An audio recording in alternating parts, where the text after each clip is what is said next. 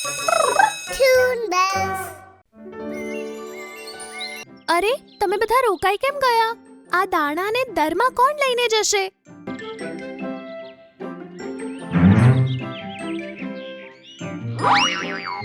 અરે, આ શું કરે છે? કઈ નહીં, હું તો તમારો બસ થોડો ભાર ઓછો કરું છું. ડ્રીમલેન્ડ જંગલની સુંદર સવાર હતી. મરઘો કુકડેકુક કરતો જ હતો. એવામાં એક તીતી ઘોડો જાગી ગયો. આ મરઘો ક્યારે નહીં માને. તે ઉડીને મરઘા પાસે પહોંચ્યો. અરે મરઘા ભાઈ, તમે કેમ સવારે કુકડેકુક કરીને બધાને ઉઠવા માટે મજબૂર કરો છો? કારણ કે બધા સવારે ઉઠીને પોતાના કામે લાગે અને તેમની દિનચર્યા સરસ થાય. અરે જો તમને બધાના કામની ફિકર હોય તો તમે એમને કેમ ઉઠાડો છો? તમે જ એમનું કામ કરી આપતા હોય તો. આ સાંભળી મરઘો ગુસ્સે થઈ ગયો. આ જોઈ તીતી ઘોડો હસવા લાગ્યો અને ત્યાંથી જતો રહ્યો. એ જ વખતે કીડીઓનું મોટું ટોળું પોતાના માથે ઘણા બધા ચણાઓ લઈ પોતાના દર તરફ જતું હતું. એક વાત ખબર નથી પડતી. જ્યારે આપણે ખાવાનું શોધવા નીકળીએ ત્યારે આપણું દર આટલું દૂર નથી લાગતું, પણ પાછા ફરતી વખતે આટલો લાંબો રસ્તો કેમ લાગે છે? આ વાત પર કીડી રાણી બોલી કે અરે ના સમજ, રસ્તો લાંબો નથી હોતો. જ્યારે તું દરમાંથી નીકળે ત્યારે તારા પાસે કાંઈ નથી હોતું, તેથી રસ્તો સરળતાથી કપાઈ જાય છે. પણ જ્યારે આપણે પાછા દર તરફ જઈએ છીએ ત્યારે આપણા માથે ખાવાનું વજન હોય છે અને તેના કારણે આપણને રસ્તો લાંબો લાગે છે. આ સાંભળી નાની કીડી વિચારમાં પડી અને બોલી કે હા, કદાચ એવું જ હોતું હશે. બધી કીડીઓ દર પાસે જઈ ઊભી રહી અને પોતપોતાના ચણાને ત્યાં જ મૂક્યા. અરે, તમે બધા રોકાઈ કેમ ગયા? આ દાણાને દરમાં કોણ લઈને જશે? રાણી, અમે વિચારીએ છીએ કે આ દાણાને હવે અમે ઉચકીને નહીં, લસરાવીને દરની અંદર ફેંકી દઈએ. અરે ના, આ તમે શું કહો છો? એવામાં ત્યાં તીતી ઘોડો આવ્યો અને તેણે 2 ચણાના દાણા ઉઠાવ્યા. અરે, આ શું કરે છે? કઈ નહીં, હું તો તમારો બસ થોડો ભાર ઓછો કરું છું. અરે પણ તે તીતી ઘોડાએ તેમની વાત ન માની અને 2 ચણા લઈ ઉડી ગયો. જે 2 કીડીઓના દાણા તે લઈ ગયો તે 2 કીડીઓ ઉદાસ થઈ ગઈ. આ તીતી ઘોડો કેટલો નિર્દયી છે. હવે હું અને મારી બહેન શું ખાઈશું? કોઈ વાંધો નહીં, તમે લોકો એવું કરજો, બધી કીડીઓના દાણામાંથી થોડું થોડું ખાઈ લેજો. તેવી રીતે કોઈને ખાવાનું ઓછું નહીં પડે અને તમારું પેટ પણ ભરાઈ જશે. તમારો ખૂબ ખૂબ ધન્યવાદ કીડી રાણી. બધી કીડીઓએ ખાવાનું ખાધું અને આરામ કરવા લાગી. બીજી બાજુ તીતી ઘોડો મસ્તીથી પેલા 2 ચણાના દાણા ખાવામાં લાગ્યો હતો. વાહ, ચોરી કરેલ અનાજના ખાવાની મજા જ કંઈક ઓર છે. બીજા દિવસે બધી કીડીઓ પોતાના માથા પર એક સ્ટ્રોબેરી લઈને જઈ રહી હતી. કીડી રાણી સૌથી આગળ હતી. હવે જ્યારે બધા પોતાના દર પાસે પહોંચવા જ આવ્યા હતા ત્યાં તીતી ઘોડો આવી ગયો. અરે વાહ, આજે તો સ્ટ્રોબેરી ખાવા મળશે. તે ચૂપકેથી સ્ટ્રોબેરી ખાવા લાગ્યો. વાહ, બહુ જ સ્વાદિષ્ટ છે. આમ તે બહુ જ મજાથી ધીરે ધીરે સ્ટ્રોબેરી ખાવા લાગ્યો. કીડીઓને ખબર ન હતી કે તે તેમનું ખાવાનું ખાય છે અને તે ધીમે ધીમે આગળ વધતી હતી. અરે બહેન, આ સ્ટ્રોબેરી આટલી હલકી કેવી રીતે થતી જાય છે? હા, તે તો મને પણ ખબર નથી પડી રહી કે સ્ટ્રોબેરી હલકી કેમ થતી જાય છે. બધી કીડીઓ એકબીજા સાથે વાત કરતી આગળ જતી હતી. એવામાં રાણી કીડી પાછળ જુએ છે અને કહે છે, અરે તમે લોકો આટલી વાતો કેમ કરો છો? તેણે પાછળ વળીને જોયું તો ફક્ત કીડીઓના માથા પર સ્ટ્રોબેરીનું છોતરું હતું. બીજું બધું તો તીતી ઘોડો ખાઈ ગયો હતો. અરે દુષ્ટ તીતી ઘોડા, તે પાછું અમારું ખાવાનું ખાઈ લીધું. અરે મેં તો તમારો થોડો ભાર ઓછો કર્યો છે. તમારે તો મારો આભાર માનવો જોઈએ. આમ કહી તે નફટાઈથી હસતો હસતો આકાશમાં ઉડ્યો. હવે આ એક સ્ટ્રોબેરીમાંથી તો અડધા લોકો જ ખાઈ શકશે. આપણામાંથી અડધા લોકોએ આજે ભૂખ્યા જ સૂવું પડશે. કીડીઓ હવે તીતી ઘોડાથી ઘણી પરેશાન હતી. તેને ફક્ત કીડીઓને હેરાન કરવાની મજા આવતી હતી. હવે જોઈએ કે આજે કીડીઓ શું લઈને આવે છે. તે કીડીઓના દર પાસે પહોંચ્યો તો કીડી રાણી બધી કીડીઓને સમજાવતી હતી. આ તીતી ઘોડાએ આપણું જીવવાનું મુશ્કેલ કરી દીધું છે. અમે કેટલી મહેનત કરીને ખાવાનું શોધી લાવીએ છીએ અને તે તેને મફતમાં ખાઈને જતો રહે છે.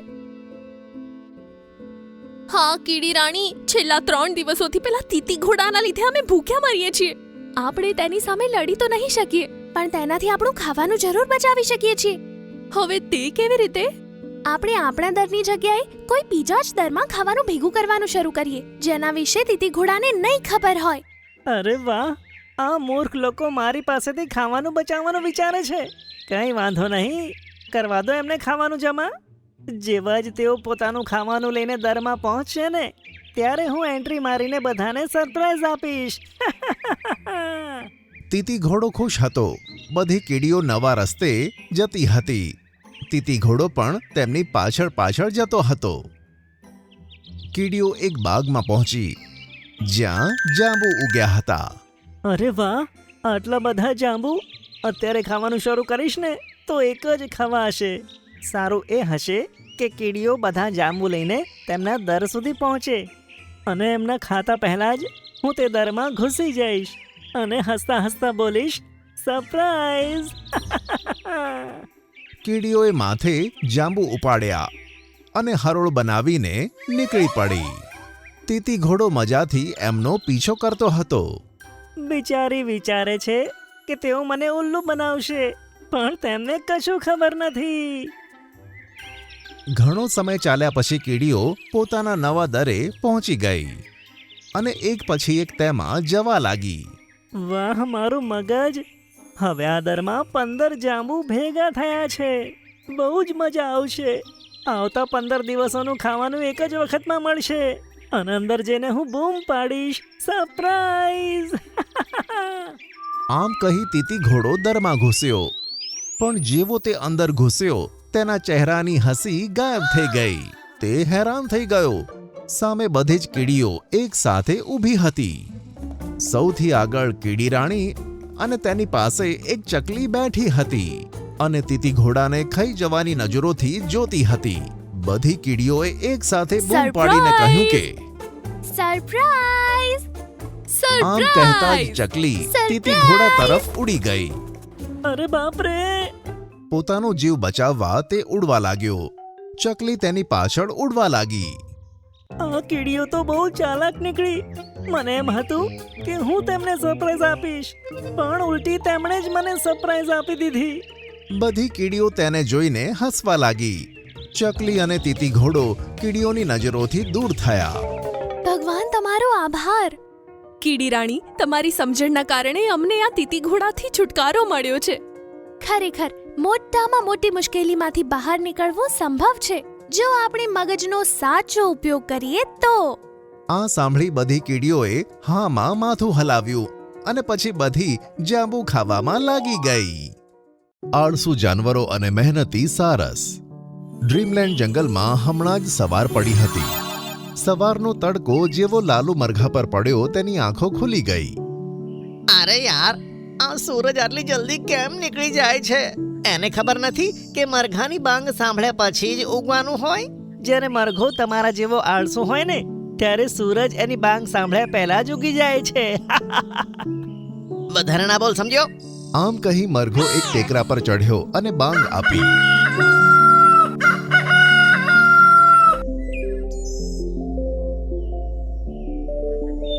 યાર, આ લાલ મરઘો કેમ આટલી જલ્દી બાંગ આપે છે? હું તો બપોર સુધી સૂવાનો હતો. અચ્છા, જો તમે બપોર સુધી સૂઈ રહેશો તો શું અમે બપોર સુધી ભૂખ્યા રહીશું? ચલો ઉઠો અને ખાવાનું શોધવા જાઓ. આ ખાવાનું શોધવાનું કામ હું એકલો જ કેમ કરું છું ભલા? તારે પણ મારી જોડે આવવું જોઈએ ને. જો હું જતી રહીશ તો આખો દિવસ આ બાળકોની સંભાળ કોણ રાખશે? અરે ચો મિંકુ, મમ્મી શું કહે છે કે એ આપણને સંભાળે છે? પપ્પા, તમારા ગયા પછી મમ્મી બુલબુલ માસીના ત્યાં જાય છે અને સાંજ સુધી બસ અહીં તઈની વાતો કરીને પોતાનો સમય વિતાવે છે. નલાયકો, ચૂપ નથી રહી શકતા? બીજી બાજુ છોટું હરણ પણ ઊંઘમાંથી જાગ્યો હતો. મમ્મી, આ સવાર કેમ પડે છે? હું તો વિચારું છું કે આપણને ક્યારે ભૂખ જ ના લાગત, સવાર ના પડત, ખાલી રાત જ હોત તો જિંદગીમાં કેટલી મજા આવત. આપણે બસ સૂતા જ હોત અને આરામ કરતા હોત. ના ઉઠવાની જરૂર કે ક્યાંય ખાવાનું શોધવા માટેની ઝંઝટ. એક દિવસ મિંકુ સારસ આ જંગલમાં આવ્યો. છી, કેટલું ગંદુ જંગલ છે આ. અહીંયાના જાનવર અહીંયાની સફાઈ નથી કરતા. તે આ જંગલમાં 2 દિવસ રહ્યો અને અહીંયાના જાનવરોની આળસ જોઈને તે ખૂબ જ દુઃખી થયો. સારસ અહીંયાના રાજા શેરખાન પાસે ગયો અને તેને બધી વાત કહી દીધી. તો તું શું ઈચ્છે છે સારસ, કે હું જઈને બધા જાનવરો પાસે આળસ છોડીને મહેનત કરવાનું કહું અને જંગલની સફાઈ કરો? પણ જો હું દરેક જાનવરના ઘરે જઈને તેમને સમજાવીશ ને, એમાં ઘણી વાર લાગશે. હું તો બહુ થાકી જઈશ. મને થોડો વિચારવાનો સમય આપ. થોડો સમય? ઠીક છે, તમે એક દિવસનો સમય લઈ લો. કાલે રાત સુધી નિર્ણય બનાવીને આ કામ શરૂ કરી દો. અરે એક દિવસ? અરે ઓછામાં ઓછો 2-3 વર્ષનો સમય તો આપ ભાઈ.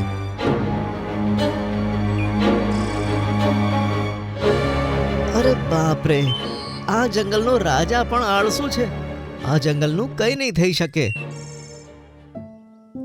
સારસ તળાવને કિનારે બેઠો તો તેને તળાવની અંદર પણ ઘણો કચરો જોવા મળ્યો.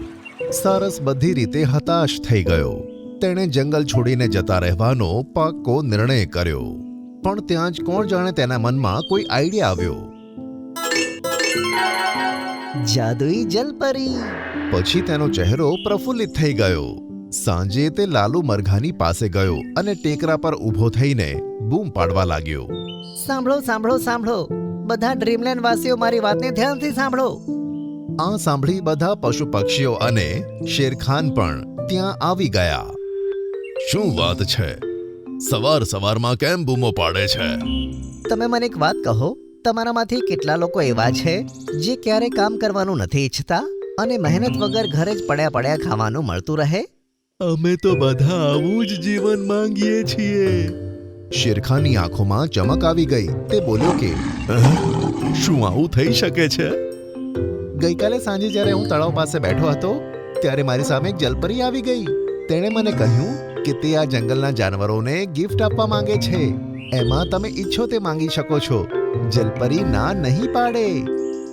અરે વાહ, તો અમે બધા એની પાસે આજ માંગીશું કે અમારે ક્યારેય કામ ના કરવું પડે અને ખાવાનું પીવાનું અને આરામ કરીને જિંદગી જીવી જઈએ. હા, મેં પણ તેને આજ કીધું. ત્યારે તેણે કહ્યું કે તે તેની 2 બહેનોને અહીંયા લઈને આવશે અને ત્રણે મળીને આ જંગલના બધા જાનવરોની ઈચ્છા પૂરી કરશે. પણ તેની 2 બહેનોને સાફ સફાઈ ખૂબ જ ગમે છે અને આળસુ તો તેમને બિલકુલ પસંદ નથી. જો તેમને તમારા બધાની ખબર પડશે ને તો અહીંયાથી જતી રહેશે. બધા બોલે છે, ના ના, એવું ના થવું જોઈએ. હા સારસ, અમે આવો મોકો હાથમાંથી નહીં જવા દઈએ. એ જલપરીઓને ખુશ કરવા માટે અમે આ જંગલને ચમકાવી દઈશું. વહાલા જંગલવાસીઓ, તમારે જો મહેનત કર્યા વગર સારું જીવન જીવવું હોય, થોડા દિવસ મહેનત કરીને આ જંગલને સાફ કરવું પડશે અને મહેનત કરીને જ ખાવું પડશે. હા શેરખાન, અમે સૌ એમ જ કરીશું. હવે બધા જાનવર જંગલની સફાઈ કરવા લાગ્યા. સાથે સાથે તેઓ સવારે જલ્દી ઉઠતા અને સમય પર ખાવાનું શોધી લાવતા. જે કંઈ પણ ખાતા તેનો કચરો જમીન પર ન ફેંકતા તેને એક કચરા પેટીમાં નાખતા. જેના કારણે જંગલ સાફ રહેવા લાગ્યું અને બધા સરસ જીવવા લાગ્યા. 3 દિવસ પત્યા પછી બધા ભેગા થઈને મિંકુ સારસની પાસે પહોંચી ગયા. મિંકુ સારસ, તે કીધું હતું કે 3 દિવસ પછી જલપરીઓ અહીંયા આવવાની છે. બોલ, હજુ સુધી એ આવી કેમ નહીં? સૌથી પહેલા મને એ કહો કે થોડા દિવસ પહેલા જંગલમાં કચરાની વાસ આવતી હતી, પણ હવે ફૂલ ઝાડની મહેક ફેલાઈ છે. તળાવમાં જ્યાં કચરો હતો ને ત્યાં આજે સાફ પાણી છે અને તમે આળસભર્યું જીવન જીવીને પોતાનું સ્વાસ્થ્ય ખરાબ કરતા હતા એ પણ ઠીક થઈ ગયું. શું તમને નથી લાગતું કે આટલું બધું મળ્યા પછી તમારે કોઈ જલપરીની જરૂર છે? તારો મતલબ શું છે? હું તો જલપરી વિશે ખોટું બોલ્યો હતો, જેથી તમે બધા આળસ છોડી દો અને તમારા જંગલને સ્વચ્છ રાખવાનું શરૂ કરી દો અને મહેનતથી ડરવાનું પણ છોડી દો. આ સાંભળી બધા જાનવર ખૂબ જ ગુસ્સે થયા અને સારસને ખાઈ જવાની દ્રષ્ટિએ જોવા લાગ્યા. તે અમને બધાને મૂર્ખ બનાવ્યા. હવે જો અમે તને શું સજા આપીએ છીએ? શેરખાને જંગલના જાનવરો સાથે ચર્ચા કરીને સારસને પાંજરામાં પૂરી દીધો અને સારસને પછતાવો થવા લાગ્યો. બીજા દિવસે બે માણસો જંગલમાં આવ્યા. અરે બાપરે, આ માણસો અહીં શું કરે છે? અરે રાજેશ, તે કીધું હતું કે આ જંગલ બહુ ગંદુ છે. અહીં દરેક જગ્યાએ ગંદકી પડી રહે છે અને તળાવ પણ ગંદુ હોય છે. પણ આ તો સ્વચ્છ અને સુંદર જંગલ છે. આ જ્યારે હું જોઈને ગયો ત્યારે આ જંગલ તો ગંદુ હતું. ખબર નહીં ક્યારે ચોખ્ખું થઈ ગયું. અરે આપણે આ જંગલને કાપીને અહીંયા રોડ બનાવવાના હતા. હા, પણ આટલા સરસ જંગલને કાપવાની પરમિશન સરકાર આપણને નહીં આપે. ચાલ ચાલ, આપણે જઈએ અહીંયાથી. આમ કહી તેઓ ત્યાંથી જતા રહ્યા. ત્યારબાદ શેરખાને બધા જાનવરોને ભેગા કર્યા.